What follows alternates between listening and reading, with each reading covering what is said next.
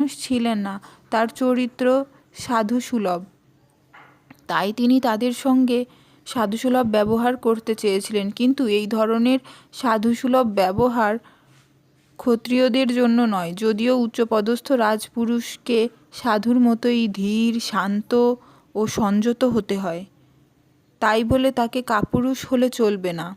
যেমন শ্রীরামচন্দ্র এত সাধু প্রকৃতির ছিলেন যে পৃথিবীর ইতিহাসে রামরাজ্য শান্তি ও শৃঙ্খলার প্রতীক হিসেবে সর্বোচ্চ স্থান অধিকার করে আছে, কিন্তু তার চরিত্রে কোনো রকম কাপুরুষতা আমরা দেখতে পাই না।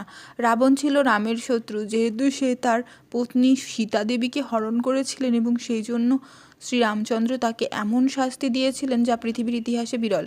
অর্জুনের ক্ষেত্রে অবশ্য আমরা দেখতে পাই তার শত্রুরা ছিল অন্য ধরনের। পিতামহ, শিক্ষক, ভাই বন্ধু এরা সকলেই তার শত্রু হবার ফলে সাধারণ শত্রুদের প্রতি যেরকম আচরণ করতে হয় তা তিনি করতে পারছিলেন না। তাছাড়া সাধু প্রকৃতির লোকেরা সর্বদাই ক্ষমাশীল।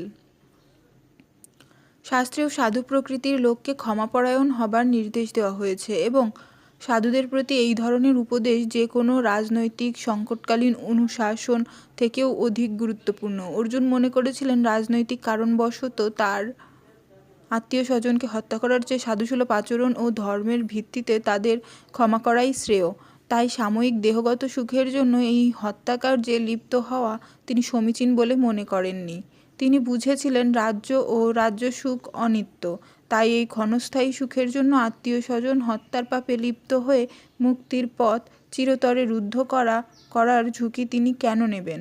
এখানে অর্জুন যে শ্রীকৃষ্ণকে মাধব অথবা লক্ষ্মীপতি বলে সম্বোধন করেছেন তা তাৎপর্যপূর্ণ। এই নামের দ্বারা তাকে সম্বোধন করে অর্জুন বুঝিয়ে দিলেন তিনি হচ্ছেন সৌভাগ্যের অধিষ্ঠাত্রী লক্ষ্মীদেবীর পতি। তাই অর্জুনকে এমন কোনো কার্যে প্ররোচিত করা তার কর্তব্য নয় যার পরিণতি হবে দুর্ভাগ্যজনক।